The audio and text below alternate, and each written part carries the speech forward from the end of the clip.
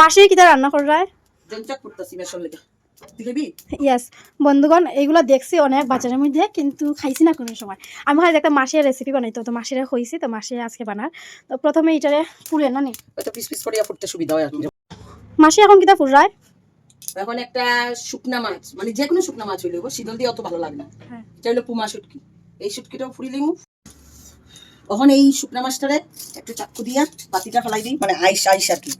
শুকনা মাছটা ধুই লিছি, কিন্তু বন্ধুরা তোমরা এটা কিন্তু ভুলেও দইবাই না। এটা জ্বালাইছি তো, তারপর এটা এখন 5 মিনিট রাখছি, একটু ঠান্ডা হয়েছে। এখন এটারে দেখো সুন্দর করে চুলাইমু।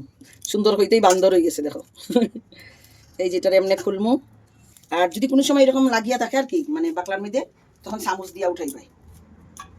আচ্ছা ওই দেখো, ওখান গ্রাইন্ডারে দিমু, একটা ঘুরান্তি দিমু হয়ে যাব, সাথে শুকনা মাছটাও দিমু। আর যারা গ্রাইন্ডার নাই হেরা পাটার মধ্যে ছেঁচিয়া ভর্তা করতে পারবা। দেখছো সব মিক্সড হয়ে গেছে। এখন জঞ্চাকটা ভর্তা করে লিছি, শুটকিও দিলাইছি লগে, পেঁয়াজ কাঁচা লঙ্কা আর এই অল্প সামান্য নুন দিয়া এটা ভর্তা মাখাই দিতেছি। খাইয়া দেখবা কত স্বাদ। এরপরে আর মাংস খাইতে ইচ্ছা লাগতো না তোমার। এটা খাওয়ার ফায়দা কি জানো নি? 1 নম্বর গ্যাস হয় না, 2 নম্বর ল্যাট্রিন ক্লিয়ার, খুব বেশি উপকার। এটা খাইবাই ডেইলি। আর যারা ডেইলি পারো না, একদিন পরে পরে খাইবাই, গ্যাসের ঔষধ লাগতো না, বাম্পার খাওয়ার।